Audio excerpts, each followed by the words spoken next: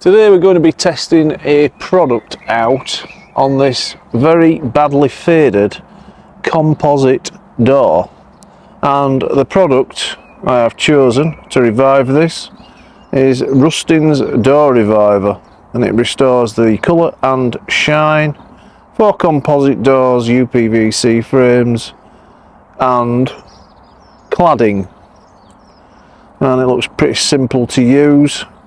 We're just going to give everything a good wipe over before we use any of it, and I'm just going to give it a clean with these wipes. You could use a cloth and a bit of soapy water, but I've got these on the go, so I'm going to use a couple of these. And by giving it a wipe down, it gives us a clue as to how good things could potentially get. It's going to last all of 2 seconds, as it's not restored yet. I'm actually curious to see if we can get that kind of wet look finish out of this product. Well, that certainly paid off. There were quite a lot of moss and green stuff to get out the nooks and crannies. Now, whilst I've been doing this, I have actually noticed that, you can see it there, we've got some fading actually on the door casing, and it is pretty bad. It's in need of attention. It's just looking a bit grainy, so we'll just show you the wet look for comparison, and that's much improved. This is actually pretty bad on this side, but it's currently wet, so you're not going to see that.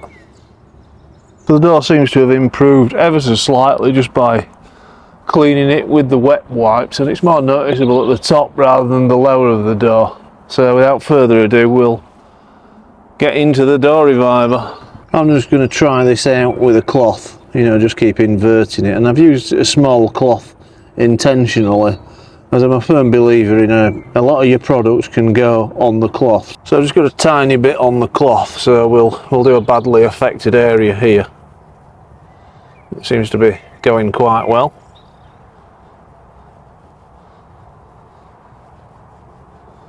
Can actually take it reasonably far out, and I think we might have reached the limit. Now, going a bit further. Good.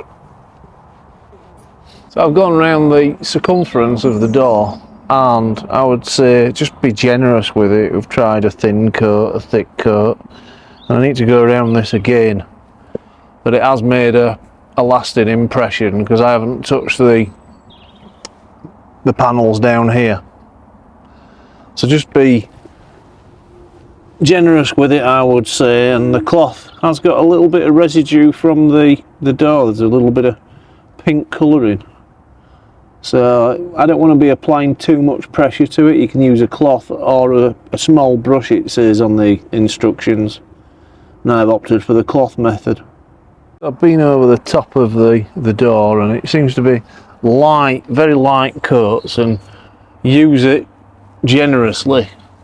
I must have gone over it at least half a dozen times to get that depth of finish, and it seems to be soaking it in, and when it soaks in, you'll see little bits here which need retouching here and there.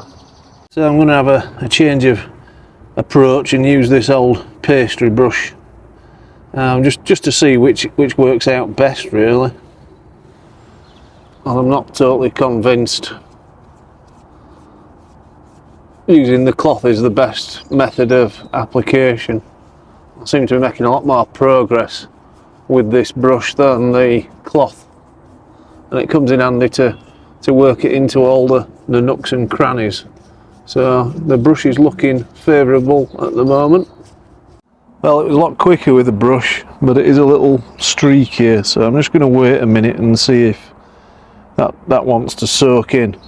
I am curious, just on a side note here, if I were to remove the door handle, how would this look in contrast to the original colour, which will be behind the door handle? So I may do that when we've got the door in a good, satisfactory colour. So the brush left a lot of marks, so I went over it with a cloth. So I'd say the brush is good if you've got a badly faded door and you want to put an initial good layer on, and the cloth is probably better for touching in, because I've been round the door casing and I think it's going to do it in about one coat. I may do another one on there, but I think the actual door frame, it's going to be fine on one. So overall I'm quite pleased. There's just a few bits to touch in, so you perpetually touching these bits in. So when you get near the end, you're going to feel like the proverbial dog chasing its tail, and there's no shortage of bits to brush in or wipe in, and it does pay off. You won't be doing it forever, but there's quite a lot of this to go through. If you get frustrated, I'd recommend a tea break.